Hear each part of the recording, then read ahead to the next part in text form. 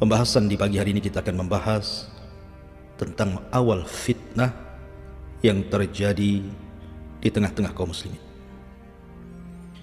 Fitnah yang ditanyakan oleh Amirul Mukminin Umar bin Al-Khattab kepada Hudzaifah bin Yaman. Fitnah yang datang seperti ombak yang sangat besar yang tidak bisa dihentikan sampai kiamat dibangkitkan. Fitnah peperangan antar kaum muslimin yang sebelumnya belum pernah terjadi di zaman Rasul, di zaman Abu Bakar, bahkan di zaman Umar radhiyallahu anhu. Karena Umarlah pembenteng fitnah itu. Apabila benteng tersebut roboh dan hancur, maka bangkitlah fitnah itu. Sadaqa Rasulullah sallallahu alaihi wasallam yang telah memprediksi tentu karena wahyu yang Allah wahyukan kepadanya.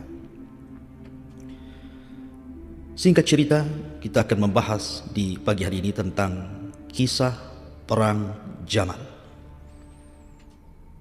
Dua kubu, satu dari Ali radhiyallahu anhu dan sisi lain dari Ummul Mukminin Aisyah radhiyallahu anha, Talhah dan juga Zubair.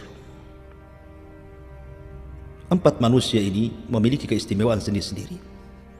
Siapa yang tidak kenal Aisyah radhiyallahu anha, istri Nabi? Siapa yang tidak kenal Zubair dan Talha, satu di antara 10 sahabat yang janjikan masuk surga? Siapa yang tidak kenal Ali radhiyallahu anhu? Tetapi fitnah ini terjadi tentu tidak lepas dari takdir Allah subhanahu wa ta'ala untuk dijadikan ibrah, pelajaran bagi kita. Sebab kalau seandainya tidak terjadi fitnah perang Jamal ini, tentu kita tidak ada pelajaran bagaimana cara menghadapi fitnah dan bagaimana cara penyelesaian fitnah di tengah-tengah para sahabat Nabi sallallahu alaihi wasallam. Ma'asyiral muslimin yang dimuliakan Allah azza wa jalla. Kita tahu bahwa di akhir-akhir khilafah Utsman ibn Affan, ketika itu usianya sudah 83 kurang lebih, terjadi fitnah yang disebut dengan fitnah Sabaiyah yang berujung kepada pembunuhan Utsman, khalifah kaum muslimin. Dan itu sangat menyayat hati kaum muslimin di zaman itu sampai hari ini. Kita mengutuk para pembunuh Utsman ibn Affan radhiyallahu anhu. Ma'asyiral muslimin yang dimuliakan Allah azza wa jalla, tetapi tentu kematian Utsman adalah misdak pembenaran sabda Nabi sallallahu alaihi wasallam ketika Nabi SAW mengatakan kepada Utsman, wa basyirhu bil jannah, kabar gembirakan kepada Utsman dengan surga, ala balwa tusibu, atas musibah yang kelak akan menimpanya. Di mana Nabi sallallahu alaihi wasallam pernah mengatakan, sesungguhnya aku akan memberikan, atau Allah subhanahu wa ta'ala akan memakaikan kepadamu baju khilafah. Kalau ada orang yang hendak mencopot bajumu wahai Utsman, jangan kau lepas. Rupanya isyarat Nabi sallallahu alaihi wasallam terjadi di akhir khilafah Utsman ibn Affan radhiyallahu anhu. Datang anak-anak muda dari Mesir, dari Kufah, dari Irak dan beberapa daerah lainnya. Tiba-tiba mereka terpengaruh dengan seorang Yahudi yang pura-pura masuk Islam, Abdullah ibn Saba, menggerakkan anak-anak muda untuk melakukan khuruj, pemberontakan kepada Utsman. Singkat cerita, anak-anak muda ini kemudian membunuh Utsman dengan cara sadis. Ketika terbunuhnya Utsman ibn Affan radhiyallahu anhu, semua kaum muslimin, baik yang ada di Madinah, yang ada di Mekah, di Basrah, di Kufah, di Syam, mereka merasakan kesedihan yang luar biasa dan mereka merasa ketakutan tentang persatuan kaum muslimin. Apakah setelah terjadinya pembunuhan ini kaum muslimin akan tetap bersatu ataukah bercerai-berai, akan tetap berada di atas kedamaian ataukah perang? Semua manusia di atas kebingungan. Ketika Utsman meninggal dunia, sepakat orang-orang Muhajirin, orang-orang Ansar untuk membaiat Ali bin Abi Thalib radhiyallahu anhu. karena tidak ada yang lebih mulia melebihi Ali di zaman itu setelah terbunuhnya Utsman. Maka datanglah orang-orang Muhajirin dan Ansar berbaiat kepada Ali radhiyallahu anhu, termasuk juga Talha dan Zubair ibn Awam radhiyallahu anhu, berbaiat kepada Ali radhiyallahu anhu. Dan kaum muslimin pun berbondong-bondong berbaiat kepada Ali radhiyallahu anhu, kecuali Muawiyah yang ketika itu menjadi gubernur di Syam saat kepemimpinan Utsman ibn Affan radhiyallahu anhu, dan dia masih tetap gubernur. Ketika Muawiyah bin Abi Sufyan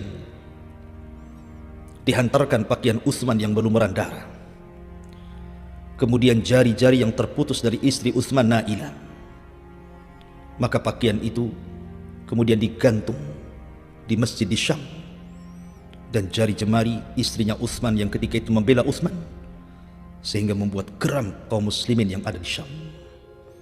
Maksudnya geram kepada para pembunuh Utsman. Maka seluruh pasukan Syam dan rakyat yang ada di Syam semua berbaiat kepada Muawiyah.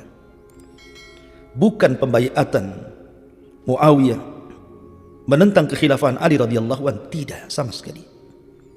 Muawiyah seorang sahabat, penulis wahyu, dia tahu kedudukan Ali radhiyallahu anhu. Dia tidak mungkin kemudian lepas daripada kepemimpinan Ali. Tetapi penduduk Syam berbaiat kepada Muawiyah itu hanya menuntut agar Muawiyah bergerak kemudian berusaha untuk mengkisas siapapun yang terlibat dalam pembunuhan Utsman ibn Affan. Itu saja. Bukan soal pembaiatan kepemimpinan khilafah. Karena ada sebagian sejarah yang diputar balikkan. Khususnya setelah Bani Umayyah runtuh, datang Bani Abbasiyah, maka mulailah diputar balikan sejarah. Ada yang menjelek-jelekan Muawiyah dan Bani Umayyah. Ada juga yang kemudian ghulu terhadap Ali dan ghulu terhadap Muawiyah. Tetapi alhamdulillah biiznillah masih banyak ulama ahli sunnah yang meluruskan sejarah, seperti Imam Ibnu Katsir, Imam Ibnu Athir, Imam At-Tabari, Al-Imam Al-Zahabi, dan ulama-ulama ahli sunnah wal jamaah yang lainnya, yang mereka insaf, sangat adil dalam mencatat sejarah berdasarkan nas-nas yang sahih, bukan memutarbalikkan sejarah, apalagi sampai mencela dan mencaci maki sahabat Nabi sallallahu alaihi wasallam, baik dari kubu Ali ataupun Muawiyah ataupun Aisyah, Talha dan Zubair. Ma'asyiral muslimin yang dimuliakan Allah Subhanahu wa taala, ketika Ali telah dibaiat menjadi khalifah keempat setelah Abu Bakar, Umar dan Utsman radhiyallahu anhum, maka Talha dan Zubair menghadap Ali dan meminta kepada Ali agar menghukum siapapun yang terlibat dalam pembunuhan Utsman. Mereka harus ditangkap, diadili, dikisas. Tetapi Ali radhiyallahu anhu seorang faqih, alim, katibul wahyi, penulis wahyu Nabi, dia tidak tergesa-gesa. Dia punya ijtihad sendiri. Dia tidak mau Madinah menjadi kacau, keamanan menjadi robek, sehingga Ali radhiyallahu anhu memilih untuk menolak permintaan Talha dan Zubair radhiyallahu anhuma dan menghendaki bahwa persatuan kaum muslimin nomor satu. Kemudian setelah itu, setelah kondisi sudah kondusif, sudah aman, baru kita proses kasus ini. Tapi Talha dan Zubair terus mengeluh dan meminta kepada Ali untuk disegerakan. Tentu wajar, karena yang terbunuh bukan orang biasa. Yang terbunuh adalah manusia yang para malaikat malu kepadanya, dan Rasul pun malu kepadanya. Seorang laki-laki yang dijuluki dari atas langit Bidhi Nuraini, pemilik dua cahaya, karena tidak ada sejak diciptakan Adam sampai kiamat dibangkitkan orang yang menikahi dua putri seorang nabi kecuali Utsman bin Affan. Menikah dengan Ruqayyah, sepeninggal Ruqayyah menikah dengan Ummu Kulthum radhiyallahu anhuma. Sehingga Talha dan Zubair memaksa Ali, tapi Ali radhiyallahu an tetap menolak dan mengatakan ketidaksanggupannya. Marahlah Talha dan Zubair, akhirnya meninggalkan Madinah. Karena waktu itu bertepatan dengan musim haji, bertolaklah dua sahabat mulia ini dari Madinah ke Mekah. Untuk apa? Untuk menemui Ummul Mukminin Aisyah radhiyallahu anha, zaujatun Nabi sallallahu alaihi wasallam, orang yang paling dicintai Rasul berdasarkan hadis Amr bin As ketika bertanya kepada Rasul, siapa wanita yang Anda cintai wahai Rasul? Kata Nabi sallallahu alaihi wasallam, Aisyah. Dan dari kalangan laki-laki, Rasul mengatakan abuha, bapaknya Abu Bakar As-Siddiq radhiyallahu anhu. Ketika kemudian berjumpa di musim haji, maka Talha dan Zubair menyampaikan keinginan kepada Ummul Mukminin Aisyah radhiyallahu anha agar Ali segera memproses kasus para pembunuh Utsman, segera tangkap, segera adili kisos mereka. Maka Aisyah radhiyallahu anha mendukung keduanya. Kemudian Talha dan Zubair menceritakan bahwa Ali radhiyallahu anhu tidak mau. Akhirnya kemudian beristihadlah 3 orang ini untuk datang bertolak dari Mekah ke Basrah. Dia ingin mendengar pendapat kaum muslimin yang ada di Basrah dan juga di Kufah. Kalau di Syam sudah jelas Muawiyah bin Abi Sufyan, satu kalimat. Maka berangkatlah kemudian Aisyah radhiyallahu anha dan juga Talha dan Zubair bertolak dari Mekah menuju Basrah dan diikuti orang banyak. Ya, kan orang-orang tahu siapa kedudukan Aisyah, kedudukan Talha dan Zubair. Berangkat mereka dengan pasukan dari Mekah menuju ke Basrah. Mendengar ada pergerakan dari 3 manusia mulia ini, maka posisi Ali radhiyallahu anhu ketika itu masih di kota Madinah, karena ibu kota belum dipindah ke Kufah.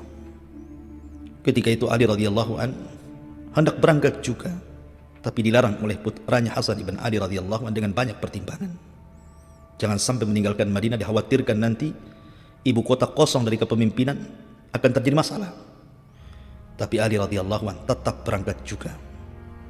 Berangkatlah Ali radhiyallahu anhu kemudian sampai di Kufah. Ma'asyiral muslimin yang dimuliakan Allah azza wa jalla, tentu Ali berangkat dengan banyak pasukan juga. Jadi pasukan Ali radhiyallahu anhu bersama Ali sampai di Kufah. Pasukan Aisyah radhiyallahu anha, Talha dan Zubair ada di Basrah. Maka sepakat ketika itu orang-orang mulia ini ingin berjumpa dan melakukan perdamaian. Ali radhiyallahu anhu akhirnya mengutus Qaqa ibn Amr At-Tamimi radhiyallahu anhu untuk menjumpai Aisyah Ummul Mukminin radhiyallahu anha ataupun Zubair dan juga Talha untuk melakukan perdamaian dan islah.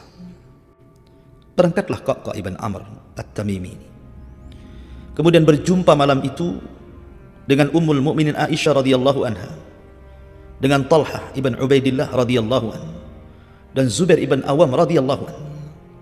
Kemudian mengemukakan tentang perdamaiannya, bahwa Ali berkehendak seperti ini seperti itu, dan Anda juga berkehendak lain seperti ini seperti itu. Akhirnya ketika mendapatkan titik temu kesepakatan antara 2 kubu pasukan besar, pasukan Ali dan pasukan Talha dan Zubair, maka malam itu semua bisa nyenyak tidur. Tetapi ada orang-orang yang tidak nyenyak tidur. Siapa mereka?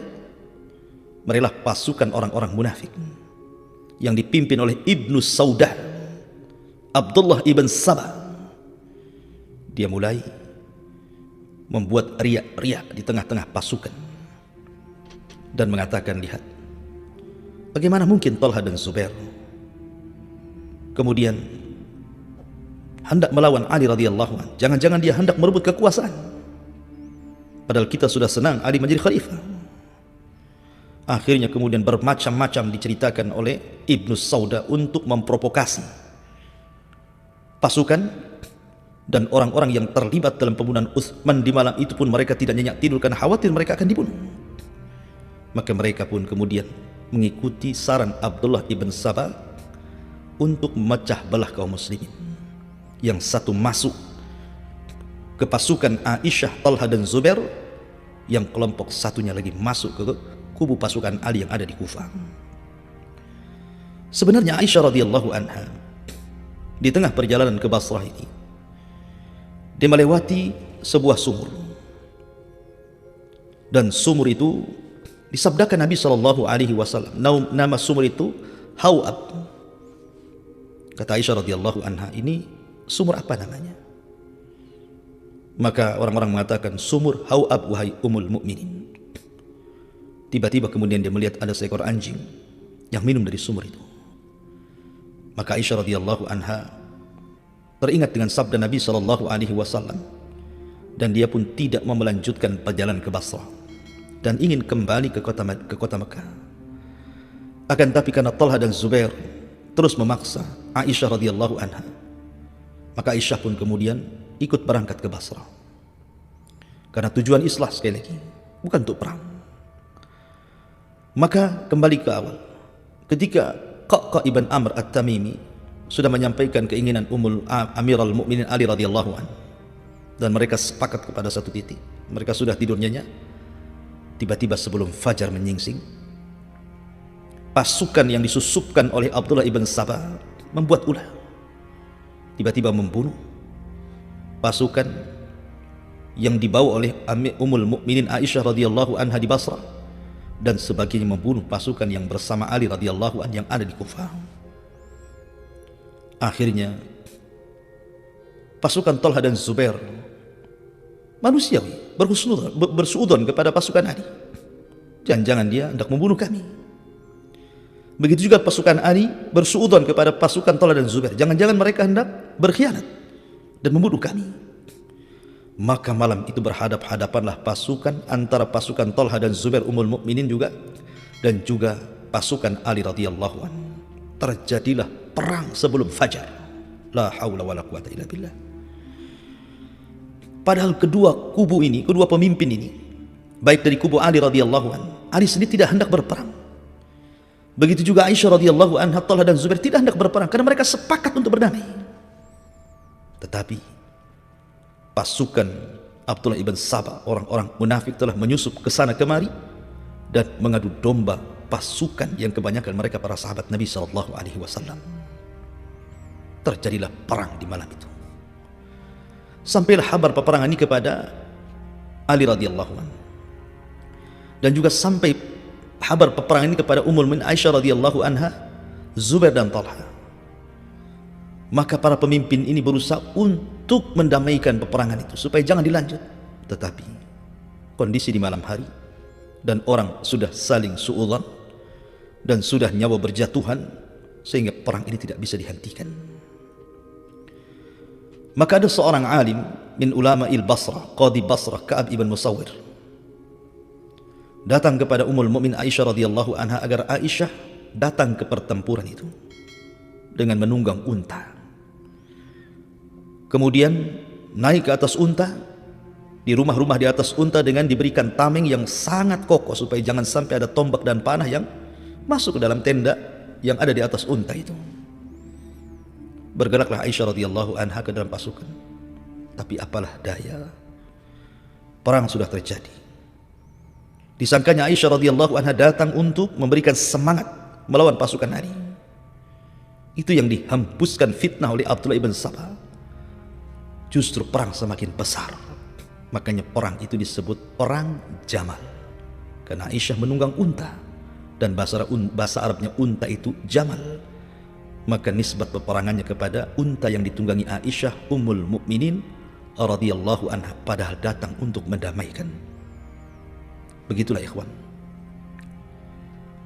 Bahkan dalam kenyataan hari ini, kalau ada orang melakukan demonstrasi, mungkin pada awalnya bisa ditenangkan. Tapi kalau demonstrasi sudah menjadi sebuah kerusuhan, maka siapapun pimpinan korlap tidak bisa menghentikan kerusuhan itu. Karena tidak semua orang yang demo itu hendak menghendaki kebaikan. Ada juga para penyusup yang hendak memecah belah. Ini cerita demo. Bagaimana cerita perang? Yang satu dengan yang lainnya sudah berhadap-hadapan, yang satu dengan yang lainnya sudah jadi korban. Tentu tidak bisa dihentikan. Maka Aisyah radhiyallahu anha langsung meninggalkan tempat itu dan Allah selamatkan. Kemudian Zubair ibn Awam radhiyallahu anhu ketika melihat kondisi seperti ini, dinasihati bahwa ini tidak benar. Akhirnya kemudian karena sudah terlampau atau terlanjur bahasanya, Sudah perang saudara seperti ini. Maka Zubair pun kemudian hendak keluar dari fitnah. Bukan lagi dari peperangan, tidak. Karena ini perang ini tidak benar. Siapa yang memulai tidak tahu. Semua orang suudzon. Pada di belakangnya yang mengompori peperangan inilah Ibnu Sauda Abdullah bin Sabah. Makanya Zubair pun akhirnya meninggalkan peperangan itu, ingin menjauh dari fitnah. Dibawanya budaknya, kemudian pergi ke sebuah bukit yang disebut dengan Bukit Siba. Di tengah perjalanan, datang seorang yang bernama Amr ibn Jurmuz, satu di antara pasukan dari pasukan Ali radhiyallahu anhu. Ibn Jurmuz ini berpura-pura bertanya kepada Zubair dan mengatakan, ya Zubair, hendak kemana kau pergi? Kenapa kau tinggalkan pasukan? Kata Zubair, ini sudah tidak benar peperangan ini. Saya hendak menjauh dari fitnah. Kata Ibnu Jurmuz, bagaimana kalau saya ikut bersamamu? Saya pun sama ingin menjauhi fitnah. Akhirnya kemudian Zubair ibn Awam pun berangkat bertiga, dia, budaknya dan juga Ibn Jurmuz. La haula wala quwata illa billah. Rupanya Ibn Jurmuz ini orang jahat. Dia berpura-pura di hadapan Zubair ingin menjauh dari fitnah. Ketika sampai di Bukit Siba, mereka beristirahat. Kemudian Zubair bin Awam tertidur, tiba-tiba kemudian dia mengambil pedang, kemudian membunuh Zubair ibn Awam radhiyallahu anhu. La haula wala quwata illa billah. Siapa yang tidak kenal Zubair bin Awam? Orang yang melindungi Rasul dalam setiap peperangan. Tidak diragukan keberaniannya. Bagaimana jasanya dalam Islam, makanya dimasukkan dari 10 sahabat yang dijanjikan masuk surga. Dibunuh dengan cara pengkhianatan besar-besaran. Dengan cara pengecut. Orang lagi tidur ditikam dan dibunuh. Lebih sadis lagi, dipenggal kepalanya. Kemudian kepalanya dibawa menuju Kufah. Ketika sampai di Kufah, dia meminta izin kepada penjaga Ali radhiyallahu an agar masuk dan memberitahu bahwa dia sudah membunuh Zubair, kononnya lawan politiknya. Katakan kepada Amirul Mukminin Ali radhiyallahu an, aku sudah membunuh biang kerusakan. Maksudnya Zubair bin Awam. Maka pengawalnya datang kepada Ali memberitahu bahwa Zubair sudah dibunuh oleh Ibn Jurmuz. Seperti petir di siang bolong. Kagetnya luar biasa Ali radhiyallahu anhu. Bagaimana mungkin Zubair bisa dibunuh? Akhirnya kemudian Ali radhiyallahu anhu tidak mau menemui Ibn Jurmuz dan mengatakan kepada pengawalnya, katakan kepada Ibn Jurmuz, aku pernah mendengar sabda Nabi sallallahu alaihi wasallam, "Bashir qatila ibni Safiyyah bin nar." Kasih kabar gembira kepada Ibn Jurmuz. Nabi pernah mengatakan, berilah kabar gembira kepada siapapun yang membunuh putra Safiyyah, bibi Rasul, maksudnya Zubair ibn Awam. Kabar gembirakan dengan neraka. Ketika mendengar hal itu, Ibn Jurmuz langsung lari karena dia tahu dia akan dibunuh. Dia bersembunyi. Maka Ali pun sedih, menangis. Bagaimana mungkin Zubair bisa terbunuh? Padahal telah sepakat mereka tidak akan perang. Kembali ke peperangan. Kemudian ketika mendengar pasukan Talha, Zubair dan Aisyah radhiyallahu anha mendengar bahwa Zubair terbunuh, makin panas mereka. Bagaimana mungkin Zubair dibunuh? Siapa yang berani membunuh Zubair? Ketika mendengar bahwa itu yang membunuh Ibn Jurmuz dan Ibn Jurmuz bagian daripada tentara Ali, makin semangat mereka perang. Karena alasannya sudah bukan lagi masalah pembunuhan Utsman, ini sekarang Zubair lagi terbunuh.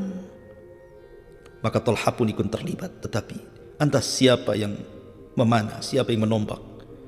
Karena orang berperang ini terkadang senjata melayang di mana-mana. Allah takdirkan Talha pun gugur di perang Jamal ini. Ketika peperangan dimenangkan oleh Ali radhiyallahu an, maka Ali radhiyallahu an kemudian mencari-cari jasad Talha. Rupanya ketika sudah berjumpa dengan jasad Talha, maka Ali radhiyallahu an meletakkan Talha di pangkuannya sambil menangis dan mengatakan, rahmatullah alaika ya Talha, semoga Allah merahmatimu wahai Talha. Demi Allah, kita tidak harus seperti ini. Kemudian Ali radhiyallahu an mendoakan Talha ibn Zubair dan mengatakan, seandainya aku mati sebelum tragedi ini. Ma'asyiral muslimin yang dimuliakan Allah Azza wa Jalla. Kemudian mereka pun, tentara yang dari Mekah, kembali bersama Ummul Mukminin Aisyah radhiyallahu anha. Fitnah yang luar biasa. Dalam sekejap orang-orang mulia meninggal. Tentu sekali lagi masing-masing punya ijtihad. Baik Aisyah, Ummul Mukminin, Zubair dan Talha, mereka punya ijtihad. Idza ijtahadal mujtahid fa asaba falahu ajran wa in akhtaha falahu ajrun wahid. Bila seorang mujtahid berijtihad, benar dapat 2 pahala, salah pun dapat 1 pahala, dan mereka ahlul mujtahid radhiyallahu anhu. Ma'asyiral muslimin yang dimuliakan Allah Subhanahu wa taala. Setelah terjadi perang Jamal ini, terdengar sampai ke Syam, ke telinga Muawiyah ibn Abi Sufyan. Maka Ali radhiyallahu an ketika sudah berada di Kufah, dia hendak memindahkan ibu kota yang tadinya di Madinah, kemudian dipindahkan ke Kufah supaya lebih dekat dengan ahlu Basrah, ahlu Kufah dan Syam. Kemudian Ali radhiyallahu an menyurati Muawiyah agar segera membaiatnya. Tapi sekali lagi, Muawiyah dan seluruh penduduk Syam sudah sepakat bahwa Ali harus membalaskan darah Utsman ibn Affan. Muawiyah menolak, bukan tidak mau berbaiat. Tangkap dulu para pembunuh itu, kami siap baiat. Tapi Ali terbalik, baiat dulu, satukan kalimat kaum muslimin, baru kita tangkap. Yang satu ke barat, yang satu ke timur. Dua-duanya beristihad. Ma'asyiral muslimin yang dimuliakan Allah Azza wa Jalla. Rupanya terjadi fitnah kedua kalinya. Baru saja terjadi perang Jamal. Kesedihan kaum muslimin belum pupus dengan terbunuhnya Talha dan Zubair dengan cara pengkhianatan besar-besaran dilakukan oleh Ibn Jurmuz. Dan banyak para sahabat yang menjadi korban dalam perang Jamal ini. Tiba-tiba kemudian fitnah muncul lagi. Fitnah apa itu? Perang kedua kalinya, perang saudara yang disebut dengan Siffin. Perang Siffin. Kubu Ali melawan kubu Muawiyah ibn Abi Sufyan. Karena tidak ada kesepakatan keduanya, akhirnya terjadi perang lagi. Muawiyah kekeh meminta agar darah Utsman segera diselesaikan. Tapi Ali tidak, tunggu dulu. Satukan dulu kaum muslimin, baru pelan-pelan kita tangkap mereka. Sementara orang-orang yang terlibat dalam pembunuhan Utsman itu terus membuat riak-riak, memprovokasi, karena mereka tahu bahwa mereka akan, kalau seandainya Muawiyah dan juga Ali radhiyallahu an bersatu sepakat gitu, tentu jiwa mereka terancam. Maka mereka terus membuat hembusan-hembusan, terutama dari Ibnu Sauda, Abdullah ibn Sabah dan orang-orang yang bersamanya, dan mengakibatkan terjadilah fitnah kedua kali yang disebut dengan perang Siffin. Ma'asyiral muslimin yang dimuliakan Allah Azza wa Jalla, ketika sudah berhadapan-hadapan dua pasukan ini, pasukan Ali dan pasukan Muawiyah ibn Abi Sufyan, terjadi pertempuran hebat antara dua pasukan ini. Tetapi dari sini kebenaran tetaplah kebenaran, bahwa Ali di atas kebenaran. Salah satu bukti bahwa Ali di atas kebenaran adalah terbunuhnya Ammar ibn Yasir. Ketika Ammar di masa Rasul hidup sedang membangun Masjid Nabawi, dia membawa beberapa batu yang lebih dibandingkan sahabat yang lainnya, dan punya semangat yang lebih di antara sahabat yang lainnya, sehingga Rasul memuji Ammar radhiyallahu anhu. Tetapi Rasul juga mengatakan, ya Ammar, sataqtuluka fi'atun baghiyah, akhir hidupmu akan dibunuh oleh para pemberontak. Ketika terjadi perang Siffin, Ammar meninggal di Siffin. Rupanya Ammar berada di kubu Ali radhiyallahu anhu. Artinya bahwa kebenaran ada di pihak Ali. Walaupun sama-sama berijtihad, tetapi kebenaran ada di pihak Ali radhiyallahu anhu. Dan Muawiyah dianggap pemberontak karena tidak mau baiat. Beda dengan Talha dan Zubair, baiat dulu baru meminta kepada Ali. Tapi Muawiyah dari awal sudah tidak baiat. Tapi sekali lagi dia berijtihad. Muawiyah seorang katibul wahyi, penulis wahyu, Tentu dia punya kebijakan, buktinya Talha dan Zubair pun menginginkan darah Utsman. Kesalahan Muawiyah itu karena tidak baiat saja. Tapi sekali lagi, dia tidak baiat karena ada alasan, al-ijtihad. Karena ketika nanti ada kisah lain ketika Hasan ibn Ali menjadi khilafah, 6 bulan kemudian diserahkan kekuasaannya kepada Muawiyah. Sejak dipegang Muawiyah, itulah kaum muslimin aman, damai, tentram, dan bisa membebaskan kota-kota sampai ke daratan Afrika. Ma'asyiral muslimin yang dimuliakan Allah Azza wa Jalla, terjadilah perang Siffin.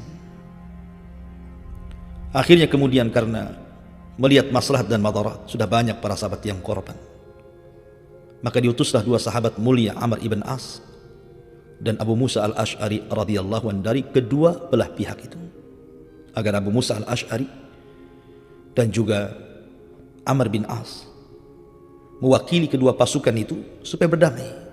Maka berdamailah dengan bulir-bulir kesepakatan dalam perang Siffin itu, untuk tidak saling serang menyerang dan tidak saling tawan menawan, tidak saling mengambil harta satu dengan yang lainnya, karena ini perang saudara, bukan melawan orang kafir yang sudah jelas ada ghanimahnya, ada harta rampasan perangnya, dan begitu seterusnya. Tetapi ada orang-orang yang tidak suka dengan perdamaian ini. Keluarlah mereka sekitar 8 sampai 12 ribu orang dari tentara Ali, dan menganggap Ali telah berhukum dengan hukum manusia. Bagaimana mungkin perkara yang sudah besar, orang sudah pada bunuh-bunuhan, tiba-tiba berdamai karena 2 sahabat Nabi, Amr bin As dan Abu Musa al-Ash'ari. Berarti Ali telah berhukum dengan hukum manusia. Apalagi Ali dalam perdamaian itu tidak mencatat kalimat Amirul Mukminin. Walaupun sepakat, Ali tetaplah khalifah yang sah dan Muawiyah tetap gubernur Syam. Tapi orang-orang yang hasad kepada keduanya membuat riak-riak supaya terjadi fitnah yang lebih besar dibandingkan Jamal, dan berhasil. Ma'asyiral muslimin yang dimuliakan Allah Azza wa Jalla, dari 12.000 pasukan yang keluar dari Ali inilah akan menjadi cikal bakal yang disebut dengan Khawarij. Diutus kepada mereka Abdullah ibn Abbas radhiyallahu anhu untuk menanyakan kenapa mereka sampai keluar. Setelah terjadi dialog panjang, akhirnya separuh lebih pasukan balik lagi ke pasukan Ali, tapi separuhnya tetap tinggal di Harura Kufah, dan itulah cikal bakal Khawarij sejak munculnya sampai hari ini, bahkan sampai kiamat dibangkitkan. Ma'asyiral muslimin yang dimuliakan Allah Azza wa Jalla, pada awalnya Ali tidak memerangi mereka, tapi setelah mereka menghalalkan darah keluarga Abdullah ibn Khabbab ibn Arad sampai membunuh jariyah yang sedang hamil, kemudian dibedel, kemudian dibunuh bayi yang ada dalam kandungannya sekaligus, barulah Ali radhiyallahu anhu memerangi orang-orang Khawarij dalam perang yang disebut dengan Nahrawan. Ma'asyiral muslimin, tentu tafsil ataupun penjelasan perang Siffin pernah saya bahas. Anda bisa lihat di YouTube tentang kisah sejarah Khawarij. Mungkin yang belum dikisahkan perang Nahrawan yang kurang detail, insyaallah nanti di lain kesempatan kita akan jelaskan bagaimana peristiwa perang Nahrawan. Tapi dari kisah ini, perang Jamal ini, dapat kita petik bahwa Nabi SAW ketika bersabda bahwa akan terjadi peperangan setelahnya, yadribu ba'duhu riqaba ba'din, kalian akan saling memenggal kepala saudara kalian, adalah misdak kenabian. Bahwa apa yang disabdakan Rasul itu alamatun nubuwah, alamat kenabian, memang dia seorang nabi, sehingga apapun yang dikatakan adalah wahyu, dan setiap wahyu adalah sebuah kebenaran dan pasti terjadi.